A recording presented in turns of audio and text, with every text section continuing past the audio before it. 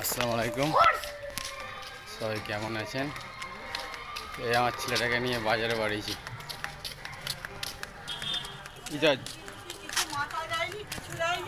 হ্যাঁ, এই আমার ছেলে হর্স দেখতেছ, হর্স। এনার হর্সের ছবি আছে, লাইডিং হর্স। এই হর্সটা নেবে